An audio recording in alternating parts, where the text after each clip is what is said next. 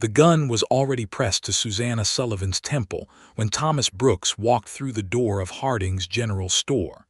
He had come down from the mountain for flour and salt. He had not expected to walk into a trap.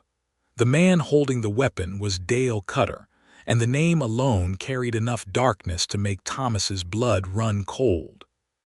Cutter had both hands wrapped around a Colt revolver, his knuckles pale against the steel, and his eyes were the kind of flat and merciless that a man only develops after he has done terrible things and felt nothing afterward.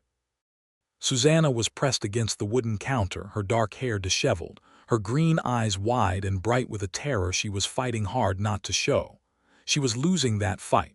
Her lips were pressed together so tightly they had gone white, and her hands gripped the edge of the counter behind her like she was trying to hold the whole world in place. "Well, well," Cutter said slowly, his gaze sliding from Susanna to Thomas with something like amusement. "Mountain man. You picked the wrong afternoon to come down for your supplies." Thomas did not move.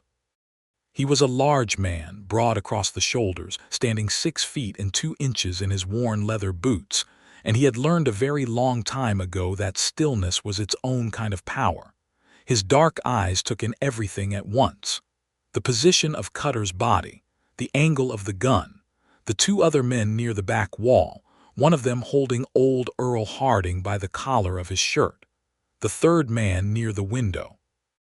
The dust motes floating through the afternoon light like nothing terrible was happening at all. "I am not looking for trouble," Thomas said quietly. "That is unfortunate," Cutter replied, "because trouble found you." And that was the moment Thomas Brooks understood with absolute certainty that he was not leaving this store without Susanna Sullivan. Not alive, anyway, not without her. He did not know her name yet. He would learn it soon.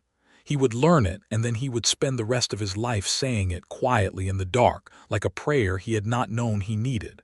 But first, he had to get them both out of this alive. The story of how Thomas Brooks came to be standing in Harding's general store on the afternoon of October the 14th, 1883, in the small and struggling town of Copperstone, Nevada, was not the kind of story that lent itself to simple telling. It was the kind of story that moved through seasons and silences, and the long, cold nights of the Sierra Nevada mountains, where a man could go weeks without speaking to another human soul, and begin to believe that solitude was the same thing as safety. Thomas had come to the mountains 4 years before, in the autumn of 1879, after a life in Missouri that had ended in the kind of way that leaves a scar you cannot show anyone. He had been 28 years old and carrying grief like a stone lodged somewhere behind his sternum, and the mountains had seemed like the only honest place left on earth. They did not ask questions. They did not offer comfort. They simply were, massive and indifferent and achingly beautiful, and Thomas had found a kind of rough peace in their indifference. He built his cabin by hand, high on the eastern slope of the range, overlooking a valley that saw maybe 3 or 4 travelers a year. He trapped and hunted and kept a small garden in the short growing season. He made do with very little, and very little was all he wanted. He came down to Copperstone perhaps twice a year, once in the spring and once before the hard winter set in, to trade pelts and purchase the things he could not make or grow himself.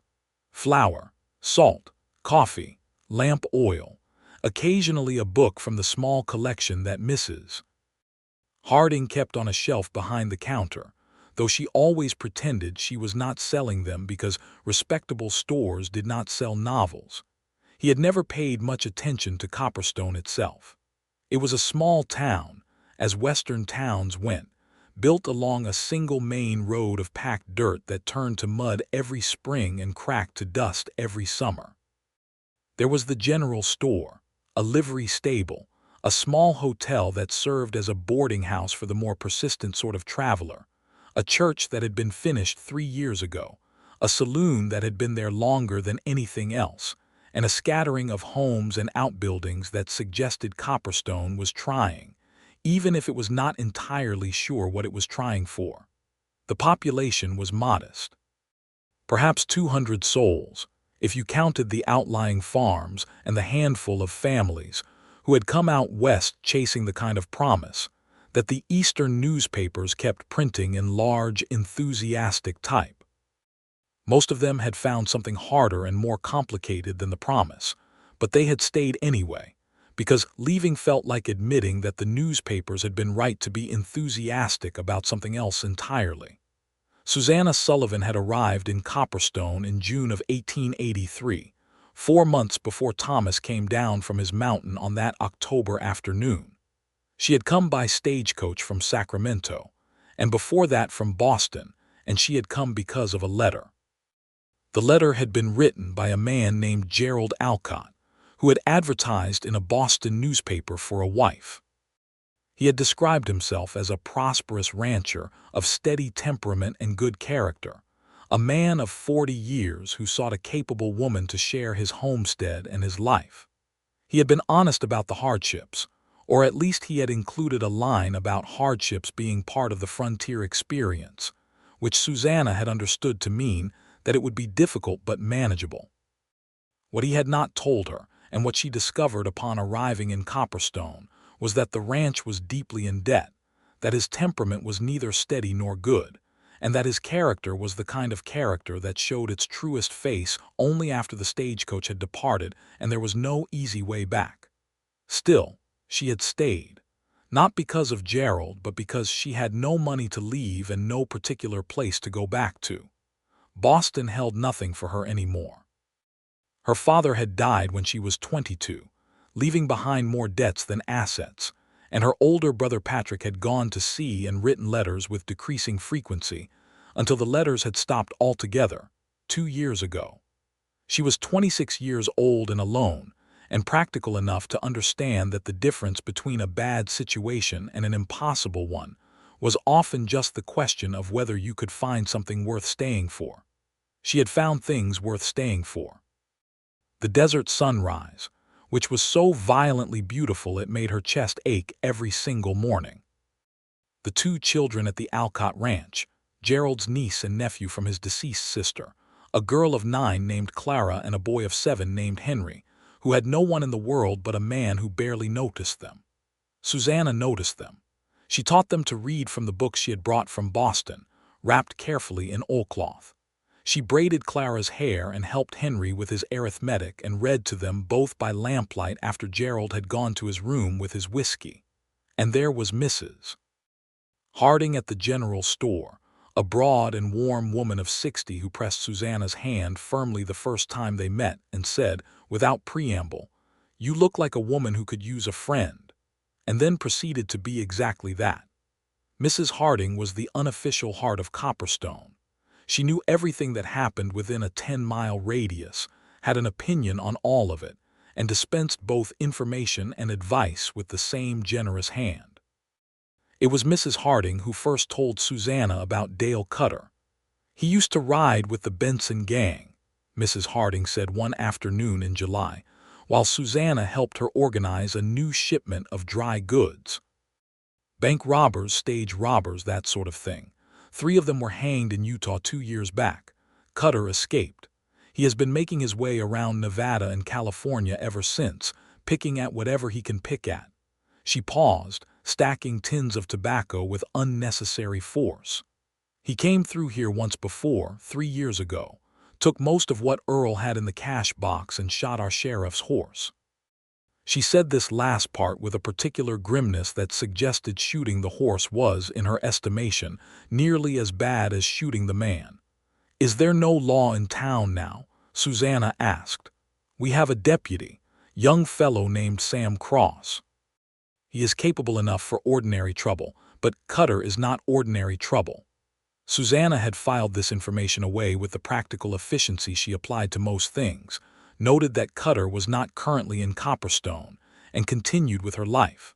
There was enough immediate trouble to occupy her without borrowing from the future. The immediate trouble was Gerald Alcott. As the summer wore on, Gerald's drinking grew worse, and with it came a temper that Susanna had not seen in the early weeks. He never struck her. He came close several times, his fist raised, His face darkened with whiskey and frustration, but something always stopped him just short of it, and she always held herself very still in those moments, meeting his eyes without flinching, because she had learned that stillness confounded him. What he did instead was worse in its own way. He controlled. He controlled the money, every cent of it. He controlled who she could speak to and when she could leave the property. He reminded her regularly that she had nowhere else to go and that her situation was one of his making and could be unmade at his pleasure. In September, 2 weeks before the incident that would change everything, he told her the truth about Dale Cutter. He told her this truth in the kitchen after dinner while Clara and Henry were asleep, and he told it in the flat and almost conversational way that a man uses when he has been keeping a secret so long that it has lost its weight for him, even as it retains all its danger. Gerald owed Cutter money.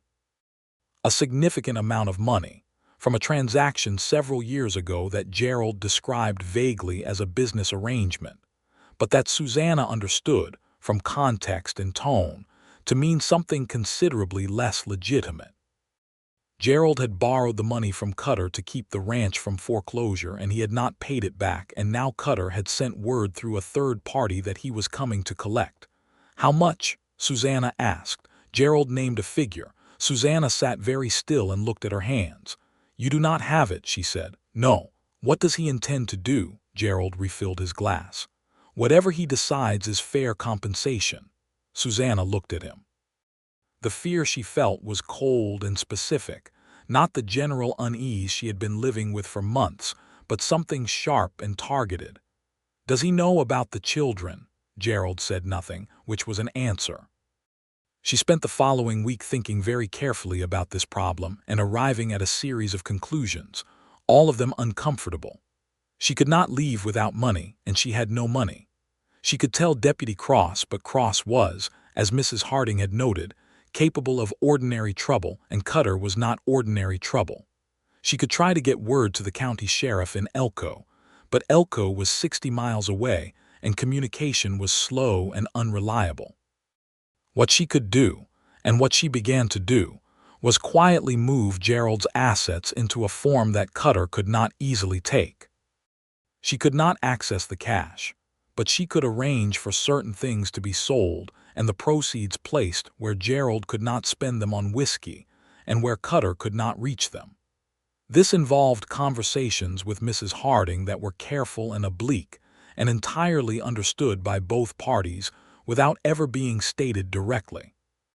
She could also make sure that Clara and Henry were somewhere safe before Cutter arrived, which she accomplished by arranging, through Mrs. Harding, for the children to spend a fortnight with the Morneau family, whose homestead was 6 miles north of town, and whose goodwill toward Clara and Henry was genuine and long-standing.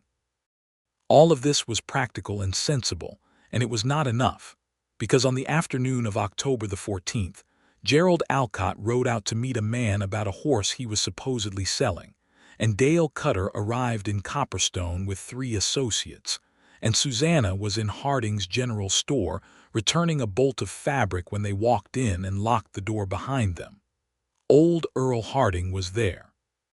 Mrs. Harding had gone to visit her sister in the next town, which Susanna later understood was the only piece of luck that entire afternoon. One less person in danger. Cutter had looked at Susanna for a long moment when he came through the door, and then he had said, "You are Gerald's woman."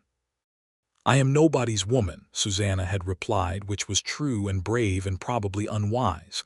Cutter had smiled at that. It was not a pleasant smile. "I am going to use you to bring Gerald back to town," he said. "He will come for you. Men always come for their women." "Gerald Alcott," Susanna said carefully, "will not come for anything he does not own outright." Cutter's smile had not changed. "Then this will be a long afternoon." He had pressed the gun to her temple and told her not to move, and that was when the door had opened and Thomas Brooks had walked in.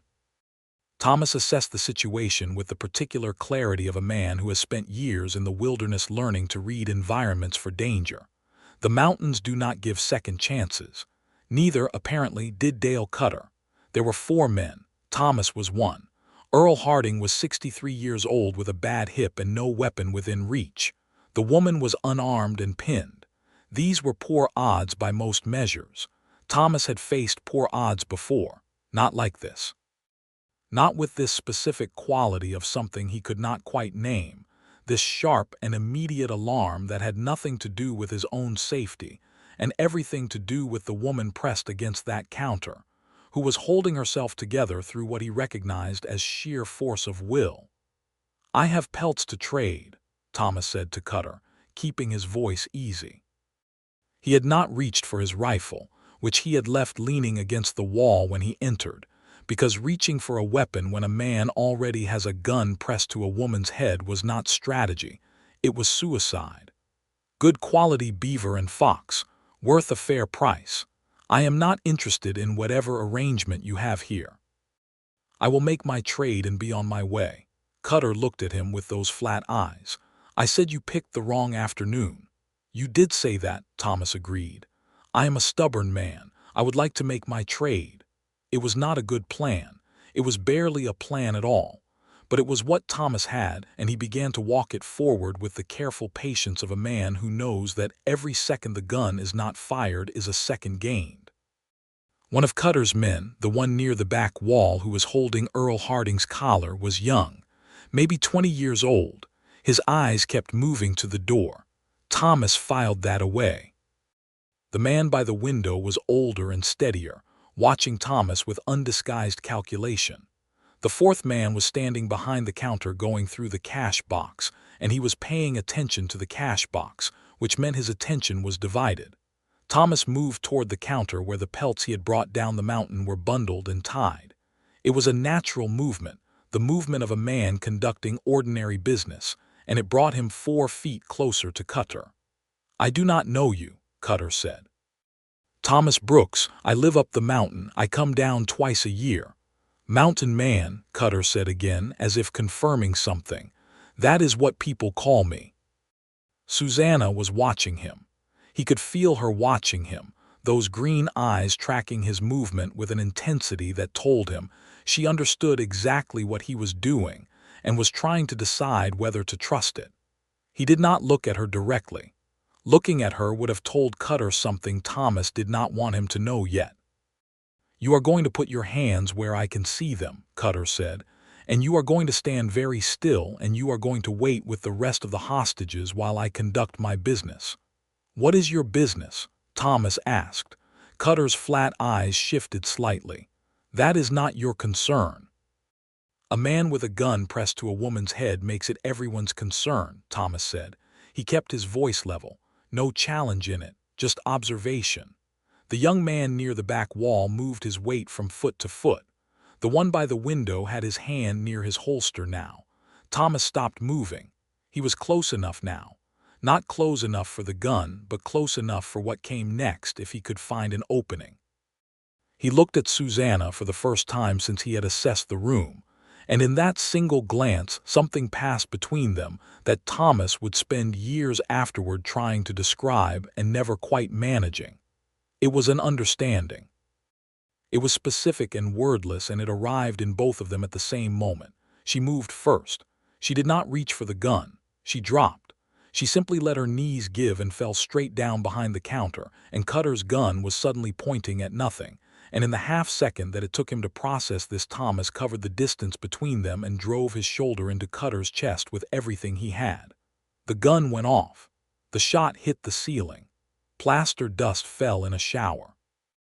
Earl Harding, who had worked in that store for 31 years and was therefore intimately acquainted with every object in it, drove his elbow into the young man's solar plexus with unexpected precision and reached under the counter for the shotgun he kept there. The man by the window drew his weapon, and Thomas had a terrible fraction of a second where he had Cutter's gun hand by the wrist and was going to be shot by the man at the window, and there was nothing to be done about it. And then a heavy ceramic jar of dried beans struck the man at the window directly in the face. Susanna had thrown it from behind the counter. The man staggered. His shot went wide.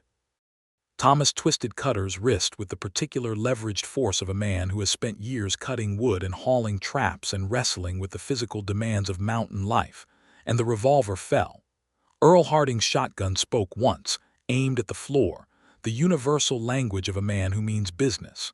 The fourth man, who had been counting the cash, bolted for the door. The young man, gasping, followed him. The man Susanna had hit with the jar was on one knee with his hands over his face. Cutter, who had hit the counter when Thomas drove into him, was trying to get up, and Thomas hit him once, cleanly and with precision, and Cutter stopped trying to get up. The whole thing had taken less than 2 minutes.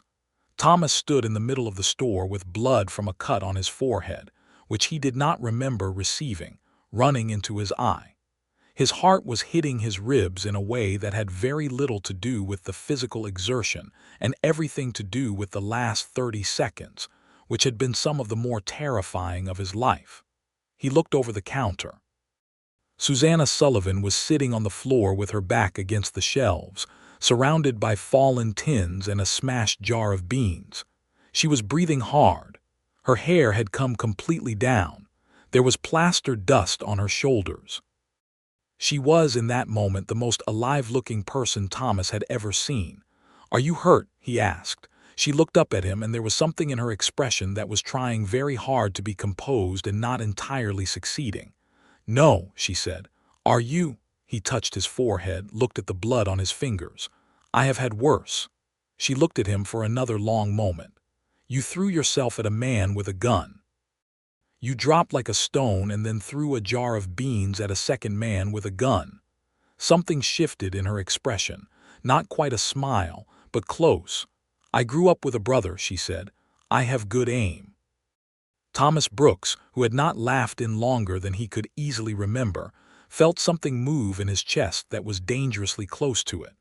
Earl Harding was already at the door, calling for Deputy Cross, his voice carrying the specific indignant outrage of a man whose store has been used for unauthorized violence. Thomas walked around the counter and offered Susanna his hand. She took it. Her hand was cold and her grip was firm, and when she stood up, she was nearly a head shorter than him, and she looked up at him with those green eyes and said, very quietly, "Thank you." "You are welcome," Thomas said. He did not let go of her hand for perhaps a second longer than was strictly necessary. She did not pull it away. Deputy Sam Cross arrived within 3 minutes, young and flushed and carrying his rifle. He took one look at Cutter unconscious on the floor and the injured man still groaning near the window and the 2 escaped men who would be found an hour later hiding in the livery stable, and he turned to Earl Harding and said, "What happened here?" Earl Harding pointed at Thomas. "He happened." Thomas spent the next 2 hours answering questions. Susanna spent the same 2 hours sitting at the small table near the window that Mrs.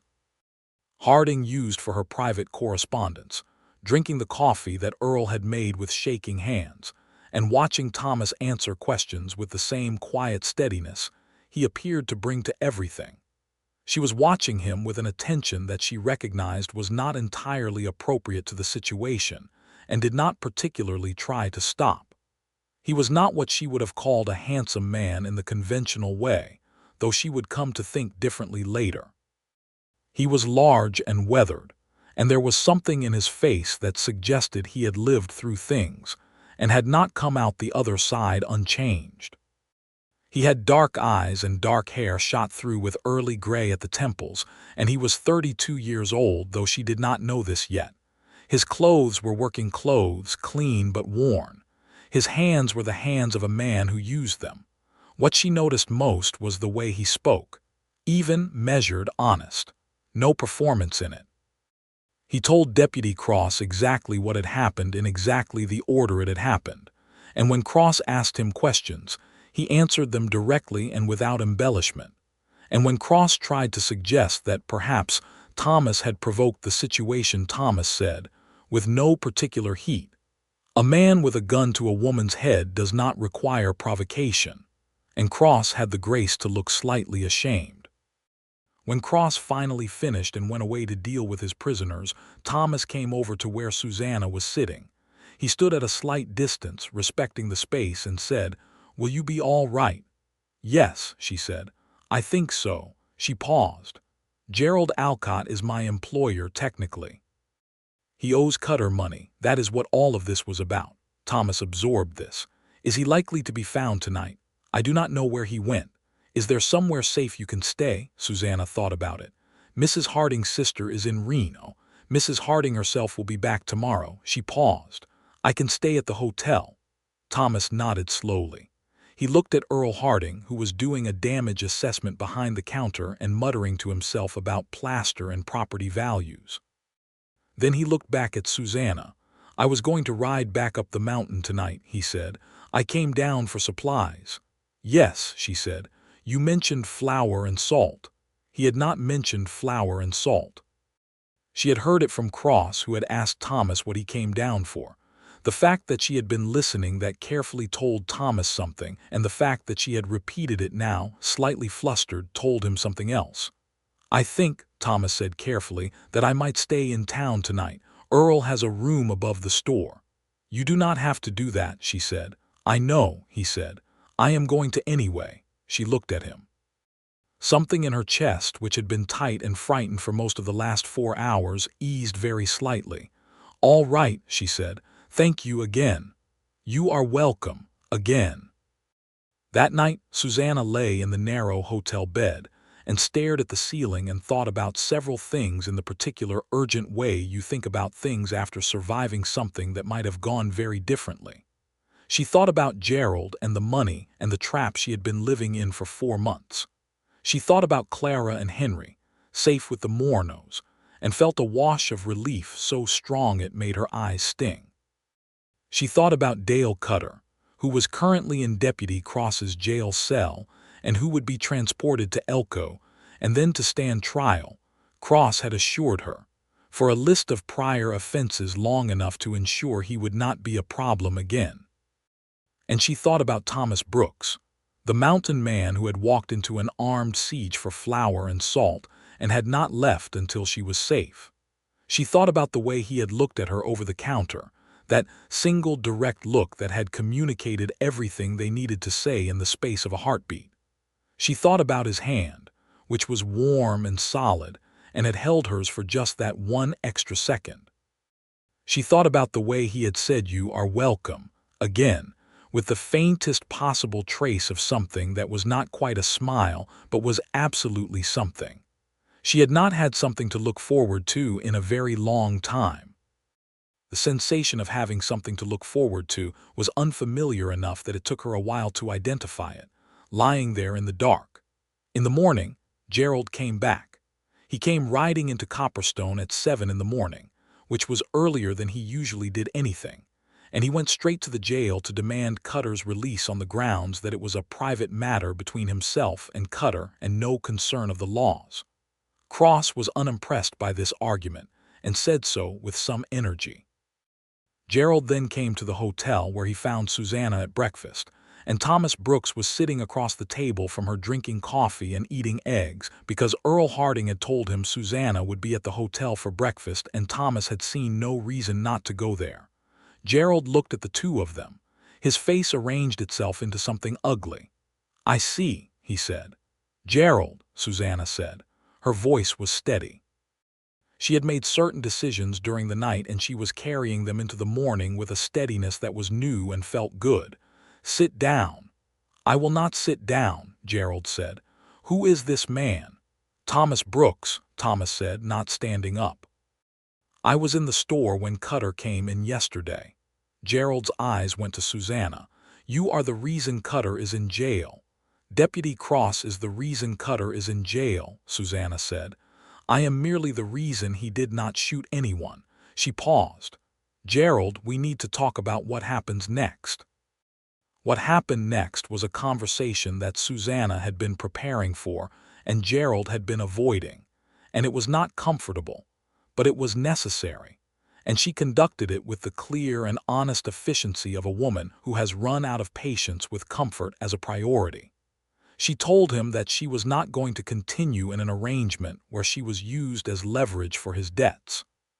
She told him that she had arranged, with Mrs. Harding's assistance, for certain assets to be held against the children's welfare, and that this arrangement was formalized in writing, and in the keeping of the only lawyer in Copperstone, a man named Abner Wells, who operated out of a small office above the barber shop and who was, according to Mrs. Harding, honest to a fault.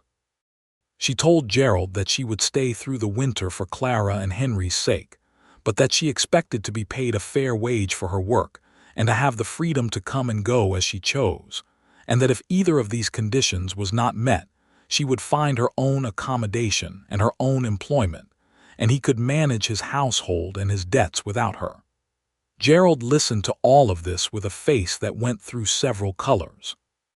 Then he looked at Thomas, who was still sitting there drinking his coffee with the peaceful demeanor of a man who is prepared to stay as long as necessary. "This is none of your business," Gerald said.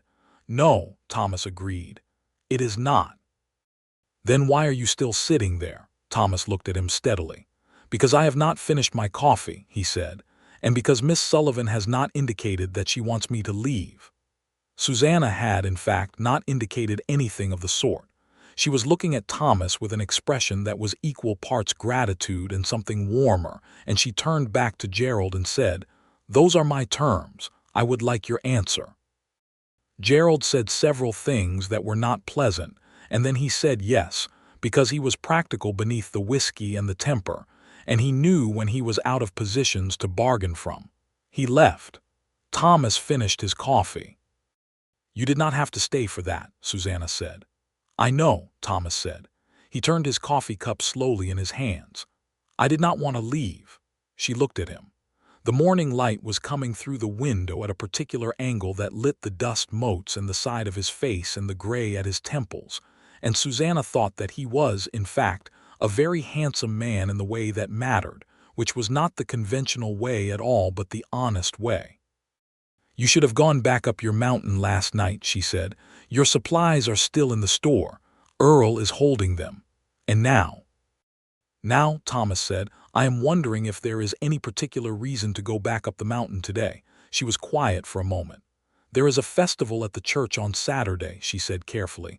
"It is a harvest gathering. I am making a pie." Thomas looked at her. "I am not a man who attends gatherings generally," he said. "No," she agreed. "I would not imagine so. But I could be persuaded," he said slowly, "for a specific occasion." She met his eyes. Something warm and tentative moved between them, fragile and new, the particular feeling of two people who have just discovered that the world contains the other person and are not quite sure what to do with this information. "Saturday," she said. "Saturday," he agreed.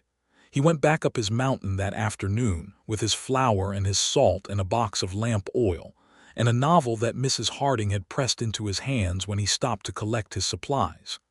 He rode up through the pines in the golden October afternoon, and he did not look back, because if he had looked back he was not entirely sure he would have kept going. He came back on Saturday.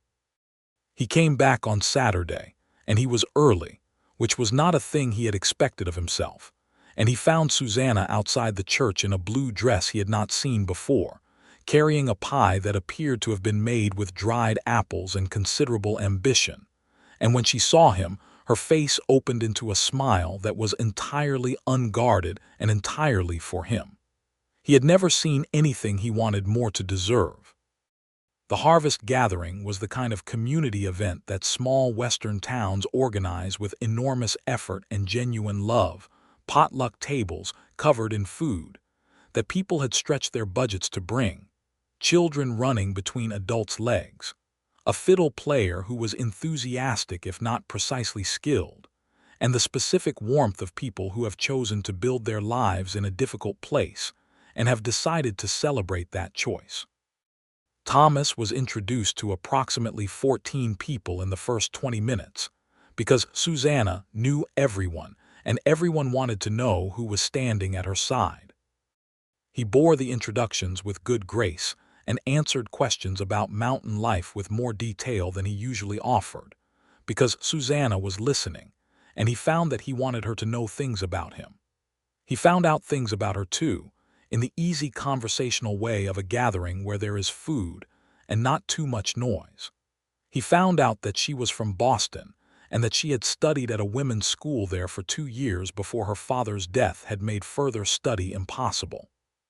He found out that she loved books in the specific way that people love books when they have been friends with them for a long time. He found out that she had been in Copperstone for 4 months and that she intended to stay, not because of Gerald Alcott but because of Clara and Henry, and also, she said, looking out over the desert with a particular expression, because of the sunrise. "The sunrise here is extraordinary," she said. "I never saw anything like it in Boston." "The sunrise from up the mountain is something else entirely," Thomas said. She looked at him. "Is it?" "Yes," he said. And then, before he could think about it too carefully, "You should see it sometime." She looked at him for a beat. "I think," she said, "that I would like that." They sat together during the fiddle music and ate pie, and talked in the way that people talk when they are discovering each other and finding nothing to be disappointed about, each new piece of information setting off a small, warm recognition in the listener. "Yes, that is what I would have expected. Yes, that makes sense. Yes, yes." He stayed through the whole gathering. He had not expected to want to, and he did. When the evening was ending and the tables were being folded and children were being collected, Thomas walked Susanna to the livery stable where her horse was kept, because she would be riding back to the Alcott Ranch, 4 miles south of town. He stood by her horse in the lamplit stable and she checked the cinch on the saddle, and then she turned and looked at him. "Thank you for coming," she said. "Thank you for the invitation. I was not sure you would."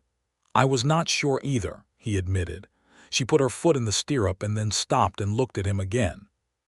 "Thomas," she said, and it was the first time she had used his name without the formality of his surname, and it sounded different, it sounded intentional, it sounded like something she had decided to do. "Will you come down again?" He looked at her in the lamplight, this woman with green eyes and apple pie and a courage that had taken his breath away in a moment of real danger, and had not stopped being breathtaking since. He thought about the mountain, which was solitary and honest, and had been his refuge for 4 years. He thought about the morning he had ridden down for supplies and not left until she was safe, and how safe had come to mean something different from what he had originally understood. "Yes," he said simply. She smiled at him. Then she rode away into the evening, and he watched until she was out of sight, and then he stood in the lamplit stable a while longer, not ready to move. He came down twice in the next 3 weeks. He told himself both times that he had errands. The second time, Earl Harding said, with the dry humor of a man who has been watching human nature for 60 years, "You are going to need considerably more flour at this rate, Thomas." And Thomas had no good answer for that. He and Susanna fell into a rhythm. When he came to town, she came to town, and they met at Harding's store or walked the length of the main street or sat in the small park-like space behind the church that someone had planted with desert flowers. They talked for hours. He told her about the mountain, about the particular silence of early morning when the only sound was the creek and the wind in the pines. She told him about Boston, about the particular sound of the city waking up, the clatter and the call of it.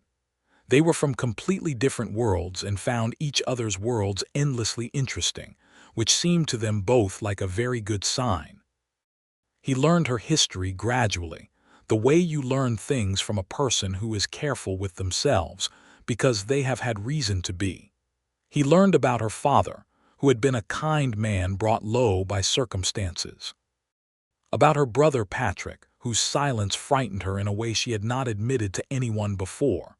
About Gerald, not the facts of it, which she told him plainly and without drama, but the feeling of it, the specific weight of being dependent on a situation that offered no good options. She learned his history too, the Missouri years.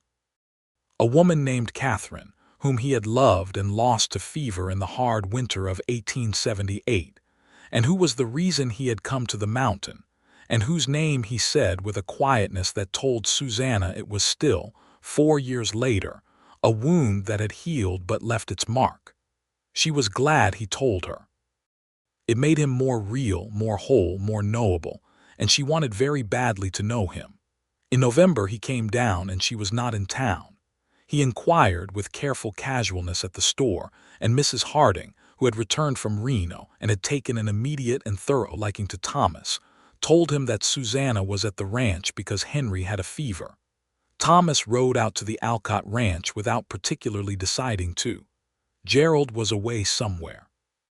The ranch was run down in the specific way of a place that has been neglected not from poverty alone but from a deeper kind of giving up. The house was functional but cheerless. The barn needed repair. The yard was unswept.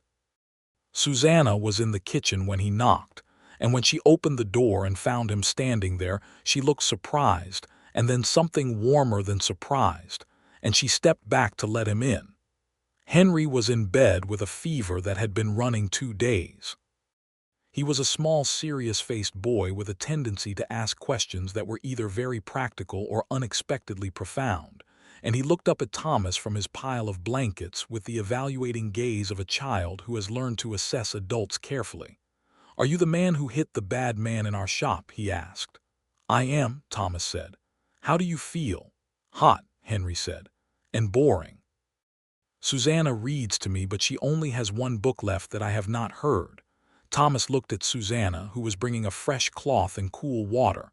"What book?" "Moby Dick," Susanna said. "He finds it long-winded." "I do not find it long-winded," Henry said with dignity.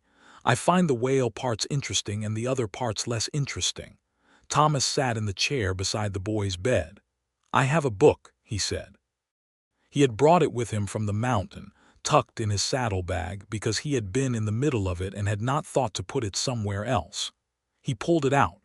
It was a collection of adventure stories, short and brisk and eventful. Henry's eyes brightened. Thomas stayed. He read 3 stories aloud while Susanna moved quietly in and out of the room, tending to Henry, appearing in the doorway sometimes to listen with a small soft expression that Thomas pretended not to notice and noticed completely. Clara, the 9-year-old girl, came home from school in the afternoon and announced that she wanted her hair braided and that she required someone to help her practice her spelling. Susanna braided the hair. Thomas, somewhat to his own surprise, helped with the spelling and discovered that Clara spelled with great conviction and frequent incorrectness, and took correction with a dignity that was impressive in a 9-year-old.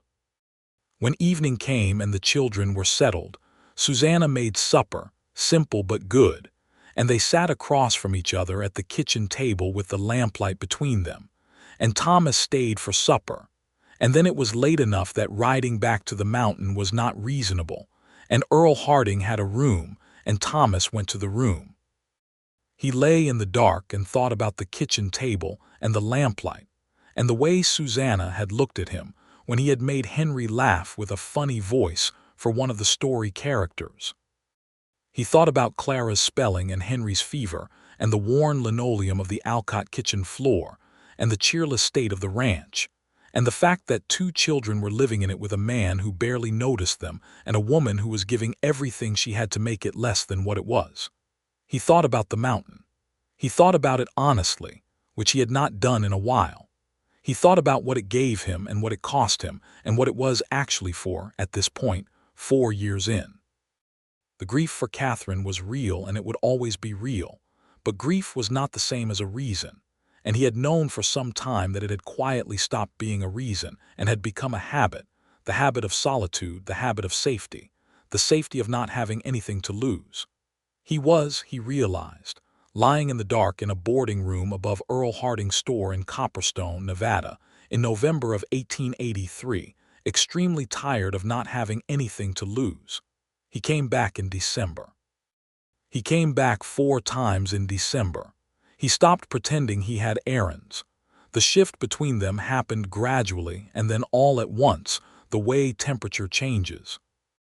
There was a day in mid-December when they were walking in the thin winter sunshine on the road that ran along the south edge of town, and Susanna slipped on a patch of ice and Thomas caught her arm, and the catching became standing still, his hand on her arm and her hand on his, and they stood like that for a moment in the cold, bright air and looked at each other.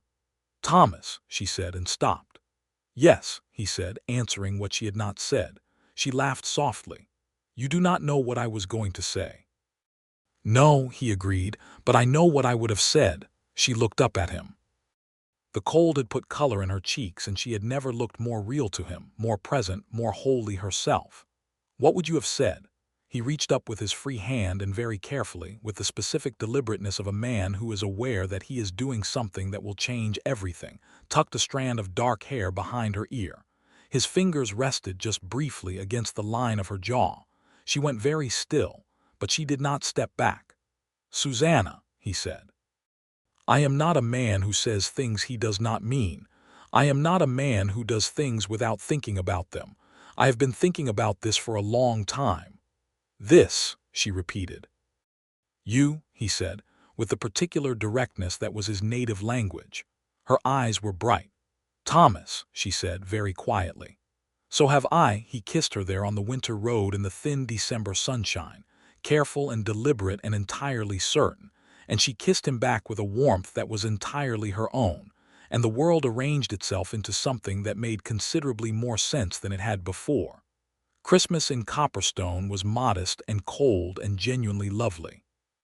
The church was decorated with cedar boughs and dried flowers, and the community gathered on Christmas Eve with the same energy that had powered the harvest gathering, that particular frontier warmth of people who know that the world is hard and have decided to be good to each other anyway.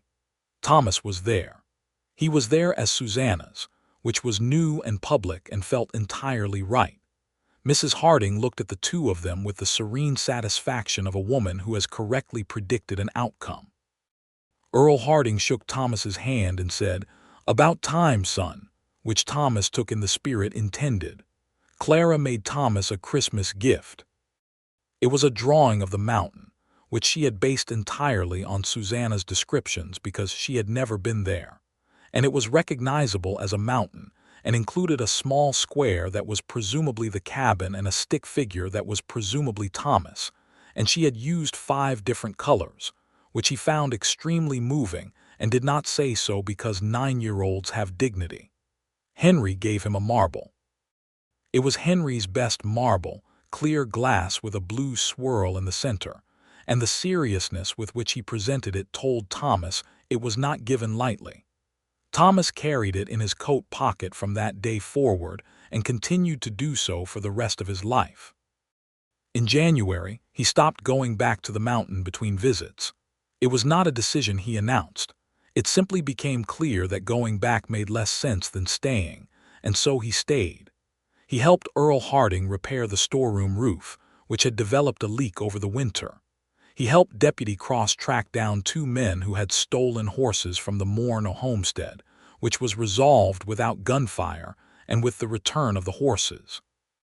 He fixed the fence at the Alcott Ranch, because Gerald was not going to fix it, and it needed fixing, and the children were living there. Gerald had retreated into a sullen acceptance of circumstances. He was not a good man, but he was not, ultimately, a violent one, and with Cutter in jail and his debts restructured through a painful negotiation that Abner Wells had mediated, he had settled into a functional if cheerless existence. He paid Susanna her wage. He did not interfere with how she spent her time.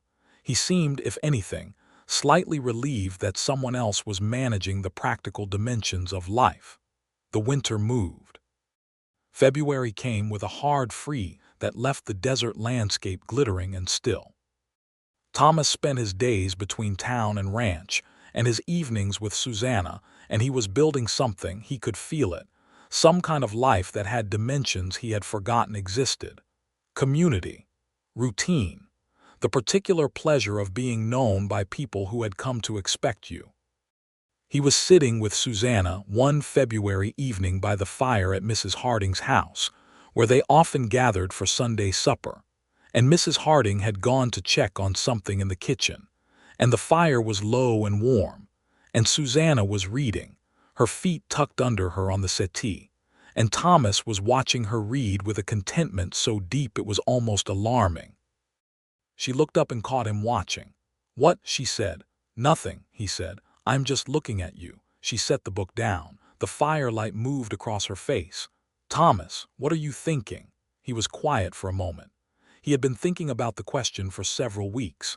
He had been turning it over, examining it from different angles, making sure he understood it properly before he said it, because he was not a man who said things without being sure. "I am thinking," he said, "that I would like you to come up the mountain with me." She looked at him carefully. "To the cabin." "To the cabin," he said. "With me, permanently." He paused. "I am asking you to marry me, Susanna." "I am asking plainly because I do not know how to ask in any other way. You would be my wife. The cabin is small, but I can make it larger. There is a meadow a quarter-mile south of it that would make a good garden. You could have whatever you needed, and I would spend my life making sure of that." She was very still. The fire crackled. Somewhere in the kitchen, Mrs. Harding was making considerably more noise than was probably necessary with the dishes, which suggested she was not surprised and was providing privacy by being very obviously occupied elsewhere. "Clara and Henry," Susanna said. "I thought about that," Thomas said. "Gerald is the children's legal guardian. He is not going to give them up easily, but they are 10 and 8 nearly. They will be older soon, and the ranch is not so far from town that you could not stay connected to them." "I could not leave them," she said. She was not apologizing for this. She was stating a fact clearly and without drama. "No," he said. "I know you could not. I am not asking you to leave them. I am asking if there is a way to keep them and also have this." He gestured, encompassing the two of them, the fire, the life they had been building. "I do not have all the answers. I am asking the question first, because the question is the most important part." Susanna looked at him for a long moment. Her green eyes moved over his face in the way they always did when she was thinking carefully, and he waited, because patience was another thing the mountain had taught him, and another thing that Susanna Sullivan brought him to with ease. "Yes," she said. The word was simple and complete, and it landed in Thomas's chest like something coming home. "Yes, Thomas, I will marry you." He reached over and took her hand and held it in both of his, and the fire was warm, and Mrs. Harding made a small sound of satisfaction that carried clearly through the kitchen door, and that both of them politely ignored. They married in the spring, on the 15th of April, 1884, in the Copperstone church, with the desert just beginning its extravagant flowering, and the mountains visible to the east in the clear morning air. Susanna wore a white dress that Mrs. Harding had helped her make from fabric ordered from Sacramento, and her dark hair was pinned up with small white flowers, and when she walked up the aisle on Earl Harding's arm, because there was no one else to do it and Earl was honored to be asked, she looked at Thomas standing at the altar and smiled with her whole face, unhidden and unguarded. And Thomas, who had stood on that side of every difficult thing without wavering, felt his throat tighten in a way that had nothing to do with difficulty. Clara and Henry were in the front pew, Clara in a pink dress she had been thrilled about, and Henry in a collar he found confining but bore with stoic acceptance. When the minister pronounced them married and Thomas kissed his wife, Henry said, loudly and with satisfaction, "Good," which made the whole church laugh. The practical question of the children had been resolved in a way that no one had entirely planned, but that satisfied everyone involved. Gerald Alcott had made a decision in March, driven partly by guilt and partly by the persuasion of Mrs. Harding, who was, when motivated, an extraordinary force of nature. He had legal guardianship papers drawn up transferring the care of Clara and Henry to Susanna and Thomas, subject to his own right of contact. The lawyer Abner Wells drew these up with great care, and they were signed and witnessed and filed, and Clara and Henry were, from that point forward, Susanna's in every way that mattered, and Thomas's too. This meant that when Thomas and Susanna went up the mountain, Clara and Henry came with them. The cabin, as Thomas had promised, was made larger. He had spent the late winter and early spring adding 2 rooms, one for the children and one for the life he had anticipated needing more space for. He was a good builder, careful and precise, and the additions were solid and warm and fitted with glass windows ordered from Elko. Susanna hung curtains she had made herself, blue calico in the kitchen and the smaller bedroom, and the effect was startling, the cabin going from a hermit's retreat to a home in the space of a few fabric panels. The mountain was everything Thomas had said it was. Susanna stood outside the cabin on their first morning there, and watched the sunrise with the particular reverence of someone encountering a thing they had been told about and finding that the description, no matter how vivid, had been inadequate. The light came up over the range in colors that had no names, orange deepening through rose to gold, and the valley below was still in shadow, and the pines were dark and fragrant, and she stood there for 20 minutes while the coffee boiled on the stove and Thomas watched her from the doorway. "Well," he said. "You were right," she said. "The description was entirely insufficient." "I told you," he said. "You did," she agreed. She turned and looked at him in the doorway with the sunrise behind her and her hair loose from the previous night, and he thought, "This is the thing. This is the thing I came to the mountain to find, except I did not know it yet." Clara adapted to mountain life with the pragmatic enthusiasm of a child who has been told that everything is going to be different and has decided this is interesting. She learned to identify birds and plants with the systematic thoroughness of a natural taxonomist. She befriended a ground squirrel that came to the yard every morning, and she named it Gerald, which Susanna found very funny and Thomas found diplomatically ambiguous. Henry decided that the mountains required him to learn to fish, which Thomas taught him with the specific patient pleasure of a man who has a skill to pass on and a willing recipient. By the end of the first month, Henry could identify 3 kinds of fish and catch 2 of them reliably. The summer passed in a way that Thomas had not known summer could pass, full and warm, and occupied with the specific pleasures of people who have chosen their lives deliberately. Susanna planted the meadow garden she had been promised and had immediate opinions about what should go in it and where. Thomas helped her build the raised beds and mix the soil and found himself learning about plants from his wife, who had studied botany at her women's school in Boston, and applied this knowledge with practical and impressive results. They came down to Copperstone monthly to see Mrs. Harding and Earl and to attend to whatever errands the mountain life required. These visits were easy and warm. The town had accepted them fully. Thomas, who had been the vaguely mythologized mountain man of the region for 4 years, was now a specific person to the people of Copperstone, a man with a wife and children and particular tastes in coffee, and a willingness to help with things that needed helping with. In October, exactly a year after he had walked into Harding's general store and found a woman at gunpoint and walked back out with her hand in his for that extra second, Thomas and Susanna sat on the step of their cabin in the mountain evening and watched the stars come out over the valley. "Do you think about that day?" Susanna asked. "Sometimes," he said. He took her hand not for an extra second but because it was where his hand lived now. "Do you?" "Often," she said. "I think about what would have happened if you had not come in. Something else would have happened," he said. "You would have found another way." "Maybe," she said. She leaned her head against his shoulder. "But I am very glad you came in." "I came down for flour and salt," he said. "I seem to have acquired considerably more," she laughed. The sound of it carried out into the mountain dark, warm and private just for the 2 of them and the pines and the stars. "Are you complaining?" she asked. "No," he said. "I am not." She turned to look at him.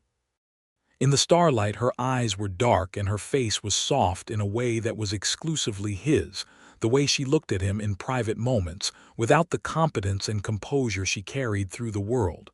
"Thomas, I am going to tell you something." "Tell me," he said. She paused. The stars were coming out one by one.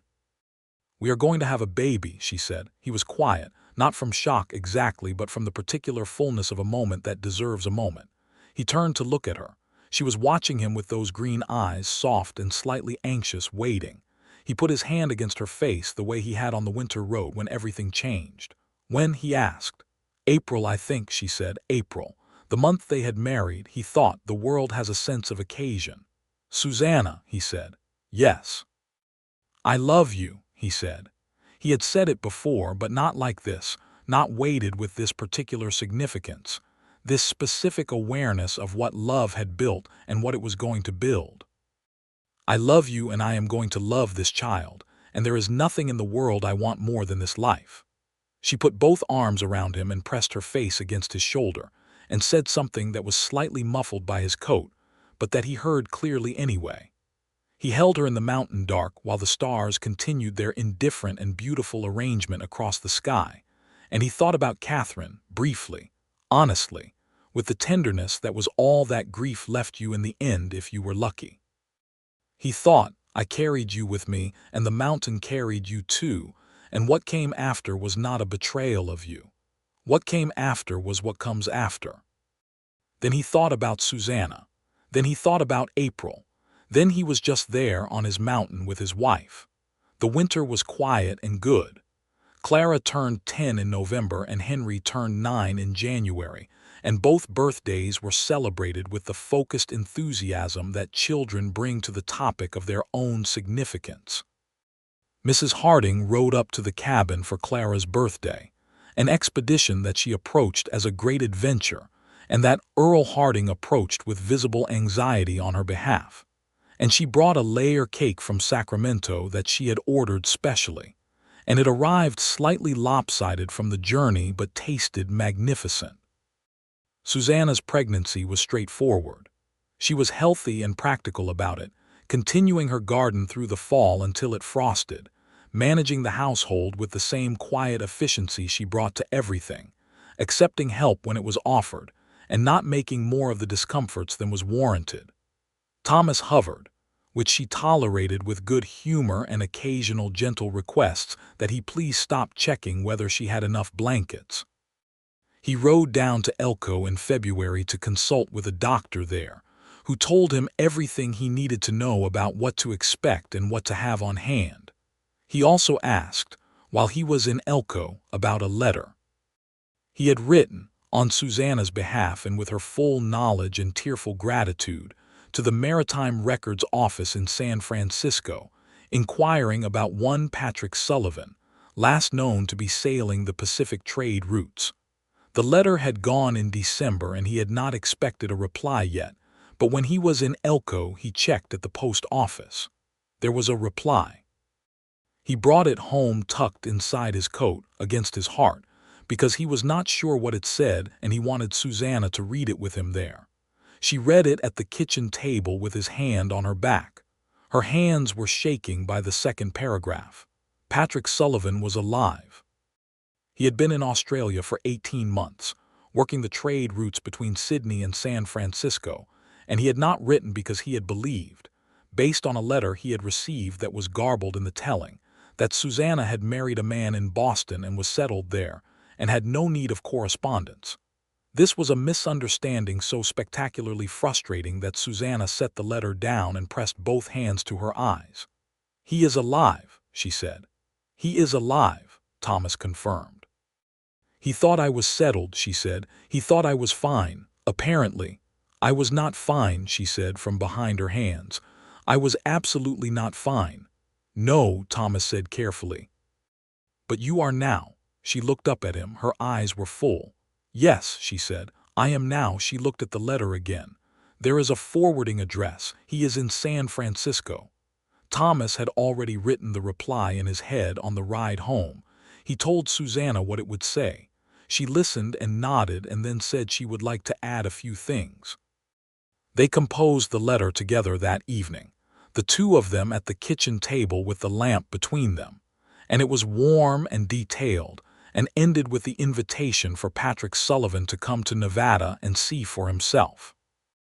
The baby arrived on the 3rd of April, 1885, which was close enough to their first anniversary that Thomas had quietly prepared for the possibility, and had the doctor from Elko up at the cabin from the 1st of the month, which the doctor found excessive, and Susanna found reasonable. It was a boy. He was large and loud and immediately opinionated about his situation, which Thomas found extremely funny and Susanna found completely unsurprising. They named him William, after Susanna's father. Clara and Henry, who had been waiting at a respectful distance in the main room, were allowed in after a suitable interval, and Clara held the baby with the careful reverence of someone handling a very precious and slightly alarming object, and Henry looked at him for a long time and said, "He is very small." "He will grow," Thomas said. "Can he hear yet?" Henry asked. "Yes," Susanna said from the bed, exhausted and radiant and laughing at her children. "Good," Henry said. He leaned over and said, with considerable seriousness, directly at William, "I am going to teach you to fish." William expressed no opinion on this but curled his fingers and closed his eyes. Patrick Sullivan arrived in Copperstone on a June afternoon, stepping off the stagecoach with a sailor's rolling walk and a seaman's tan, and a look of complete bewilderment at the desert landscape that Susanna found deeply familiar. She was waiting for him at the stage stop with Thomas at her side and William in her arms, and when Patrick saw her, his face went through about 6 expressions in 2 seconds before it settled on something that was not quite crying, but was close enough not to matter. He was 29 years old and brown from the sea, and he smelled like salt water, and he held his sister for a long time without saying anything, and Thomas stood nearby and held the baby and felt quietly glad that the world had managed this particular reunion and that he had been in a position to help it along.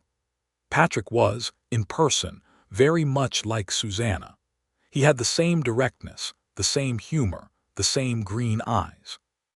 He was bewildered by the West, initially the scale of it, the sky, the silence, all of it. He was fascinated by Thomas, whom he regarded with the assessing gaze of a protective brother, and then gradually over the following days with something warmer. "You threw yourself at a man with a gun," Patrick said to Thomas on the second evening when they were sitting outside after supper with coffee. "She threw a jar of beans at a second man with a gun," Thomas said. Patrick nodded. "She always had good aim." He was quiet for a moment. "Thank you," he said, "for finding me." "It was the right thing to do," Thomas said. Patrick stayed for 3 weeks and left with a promise to come back, which Susanna extracted from him with a firmness that allowed no ambiguity. He also left with the address of the Sullivan family's old property records, which Susanna wanted to resolve properly, and with the name of a solicitor in San Francisco whom Abner Wells had recommended. Patrick had, it turned out, accumulated some modest savings from his years at sea, and there were certain family matters to be properly settled, and now that they had found each other again, these things could be done. He came back at Christmas, and the one after that. Eventually, Patrick Sullivan settled in Nevada altogether, drawn by the land and by the particular gravitational pull of a family that had claimed him fully, and was not inclined to let go. He took a claim in the valley below Copperstone and became a rancher of modest success and considerable stubbornness, and he was the children's favorite uncle from the moment he arrived with a collection of sea stories and no apparent intention of rationing them. Copperstone grew a little in those years, as Nevada towns went. A school proper was established, not just the informal schooling that had been happening in various homes, but an actual school building with a certificated teacher who came from back east. Susanna was on the committee that organized this and was instrumental in selecting the site and negotiating the teacher's contract, because she brought to community work the same practical efficiency she brought to everything. Thomas built things. He built the school's furniture, 12 desks and a teacher's desk and a bookcase. From lumber he milled himself from mountain timber. He built a second room onto the Harding store, which Earl had been wanting for years and could finally afford. He built a second cabin up on the mountain, partway down the slope toward the valley, which he and Susanna rented to a young couple who had come west and needed a start. He found that he was good at building and that building served needs, and that both of these things mattered to him in a way that the solitary trapping life, for all its peace, had not. He did not stop loving the mountain. He never stopped loving it, but he understood now that the mountain had been a place to wait, and that waiting had its season, and then the season passed, and what came after was what living actually was. In the summer of 1887, Susanna told him she was pregnant again. She told him in the garden, which by then was extraordinarily productive, and had become something of a local wonder, people coming from 3 miles away to see what a Boston-educated woman with botanical knowledge could do with Nevada soil and sufficient determination. She was knee-deep in tomato plants, and she straightened up and looked at him over the rows and said simply, "Again." He stood among the tomato plants and felt something large and warm move through him. "Yes. December, I think." He looked at her, this woman who had been afraid in a general store 4 years ago and had thrown a jar of beans anyway. "Good," he said. "Good," she agreed. The second child was a girl born on the 17th of December, 1887, and they named her Catherine, and Thomas was very quiet when Susanna suggested it, very still, and then he looked at his wife with his dark eyes and said, "Are you sure?" "She should have a name that matters," Susanna said. "That name matters to you, so it matters." He kissed her forehead and held the baby girl, who was small and fierce, and looked up at him with the unfocused intensity of newborns. And Thomas held the weight of both names, the old and the new, and understood that grief and love and continuity were all the same river. William, who was 2.5, regarded his new sister with skepticism, and then acceptance. Henry, who was 12 now and had grown enormously and fished with real skill, appointed himself Catherine's primary protector within the first hour. Clara, who was 14 and had developed opinions about literature and mathematics and the general unfairness of certain things, held the baby with the particular competence of a girl who has been practicing with William for 2 years and knows what she is doing. The years settled into something full and varied and genuinely happy, which Thomas had not known enough to want and now could not imagine being without. There were hard years and easy years. A drought in 1889 that threatened the garden and required ingenuity to navigate. A bad winter in 1891 that kept them mountain-bound for 6 weeks, and during which they read every book in the house and Susanna began writing one of her own. A brief illness of Thomas's in 1890, not serious in the end but frightening enough that Susanna sat by his bed for 3 days with a calm on her face that he knew cost her more than she showed, and when he was better she said, very quietly, "Do not do that again." And he said, equally quietly, "I will do my best." And she laughed in the way she laughed when something is funny and also not funny at all. Clara went east to school in 1892, to a women's college in Denver that was the compromise between her desire to go to Boston and Susanna's desire to have her within 1 day's journey. She was brilliant there. She wrote long letters home full of ideas and arguments and the specific energy of a young woman who has discovered that the world is larger than she thought and that she wants all of it. She came home for summers and brought books and opinions and occasionally classmates who looked at the mountain and the desert and the sky and said things like, "I had no idea it was like this," which Susanna and Thomas received with identical expressions of private amusement. Henry went to work with Patrick Sullivan on the Valley Ranch when he was 17, which suited both of them perfectly. He was a natural farmer and rancher, and he grew into a young man of quiet capability and considerable warmth. And at 20, he courted and won the hand of Maria Morno, the youngest daughter of the family who had sheltered Clara and Henry in the dangerous days of 1883, which struck everyone as exactly right. William, who grew up half mountain and half town in all personality, was going to be something. Everyone agreed, though what exactly he was going to be was a matter of ongoing family discussion. He had his father's hands and his mother's mind and a stubbornness that they both claimed came from the other one. By 9 he was already helping Thomas with the building projects, apprentice fashion, serious about the work and full of questions. Catherine, who was called Cat by everyone, grew up to be a person of extraordinary small ferocity. She was like a mountain herself, Thomas sometimes thought, massive in character relative to her size. She would argue any position with equal energy whether she believed it or not, which Susanna said was a sign of intelligence, and Thomas said was a sign of something else, and they both laughed. On a morning in October of 1893, 10 years to the month from the afternoon, Thomas had walked into Harding's general store for flour and salt. He and Susanna stood on the cabin step in the early light and watched the sun rise. They had done this, more mornings than not, for 9 years. The sunrise was different every day. Thomas had stopped believing some time ago that he had seen all the variations, because every morning produced one he had not expected. Susanna had once tried to catalog them, in a small journal she kept for the purpose, and had abandoned the catalog because there were simply too many and they were too specific and too fleeting to be properly fixed in words.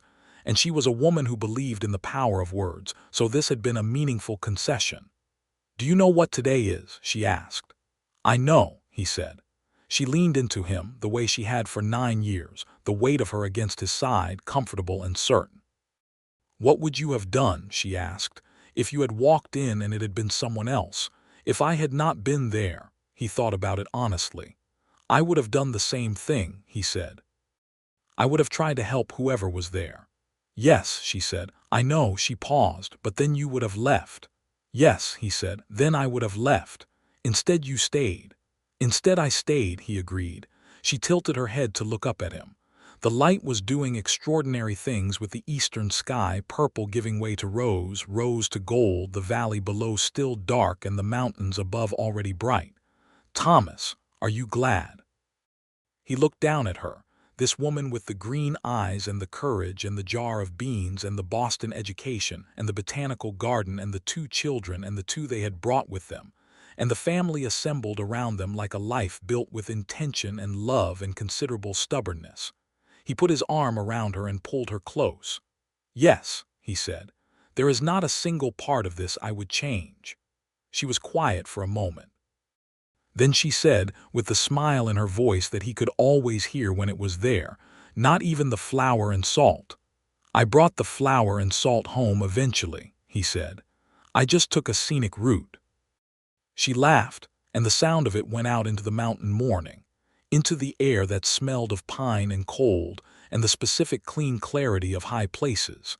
And Thomas held his wife in the October light and was grateful, deeply and without reserve, for the particular accident of an afternoon in 1883, for the trap that had not closed, for the dark past that had led him to that mountain, and the brighter thing that had led him back down from it. For the woman who had held herself together in the worst moment and then opened up, slowly and trustingly, into the best ones. He had come down from the mountain for supplies. He had not left until she was safe. And then, finding that safe was a place he wanted to stay, he had never left at all. The years continued in the way of years that are well lived, not without difficulty or loss, because no years are, but with the particular solidity of a life that has been chosen at its foundation and tends its roots. Mrs. Harding died in 1895, peacefully and at home, and the whole of Copperstone mourned her with the specific grief of a community that has lost its heart and must now find the heart in itself.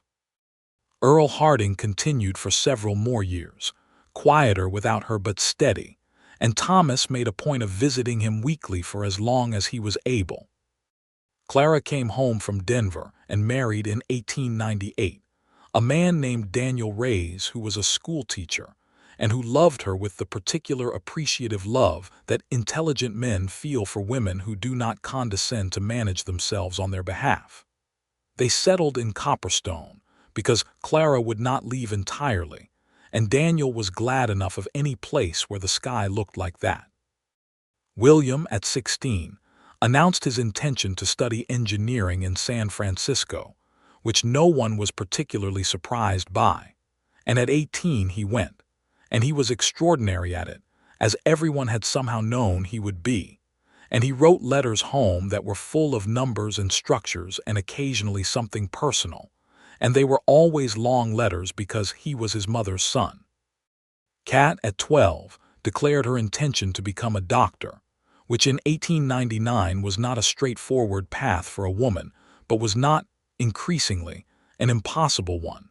And Susanna told her very carefully that it would be difficult, and Thomas told her that difficult things were worth doing, and Kat told them both that she had not asked for their assessment, which was so exactly the kind of thing she would say that they both had to leave the room to laugh. In 1900, on a late summer evening, Thomas and Susanna sat on the cabin step as they had on 10,000 evenings before. The air was warm and carried the smell of the sage from the valley below, and the stars were appearing one by one as the sky darkened from blue to indigo to black. William's last letter was on the table inside. Clara and Daniel had been up for Sunday dinner and had gone home an hour ago. Henry and Maria had come the week before with their 2 young children, one of whom was named Thomas because Henry had simply decided this and had not asked permission, which Thomas had felt was one of the finer things anyone had ever done for him. Kat was inside somewhere, reading, probably, or doing arithmetic, or arguing with a concept. Patrick Sullivan had ridden out that afternoon, back to his valley ranch. He had never married. He had considered it a few times and had always arrived at the same conclusion, which was that the sea had made him too accustomed to his own company, though Mrs. Harding had once suggested that the real reason was that he had spent too long looking for a woman as capable as his sister and had not found her, and no one had disagreed with this. Thomas picked up Susanna's hand, the way he had on 10,000 evenings, and held it in both of his. "What are you thinking?" she asked. He looked out at the valley and the mountains and the enormous dark sky filling with stars. He thought about a general store in October, a gun pressed to a temple, a woman who dropped like a stone and threw a jar of beans, a hand held for 1 extra second, a harvest festival, a conversation in a boarding house about flour and salt, a winter road and a strand of dark hair and everything that followed, all of it, the whole extraordinary built thing. "I am thinking," Thomas Brooks said to Susanna Sullivan Brooks, his wife of 16 years in the mountain dark of a Nevada evening in the last summer of the 19th century, "that I am the luckiest man on this mountain." She tightened her hand in his. "On any mountain," she said. "On any mountain," he agreed. The stars continued. The pines were still. Somewhere below them the valley was dark and quiet, and somewhere above them the peaks were already cold with the first breath of autumn. And between those 2 places, on the step of a cabin that had been built for one and had grown to hold a world, 2 people sat and held hands and were, entirely and without reservation, home.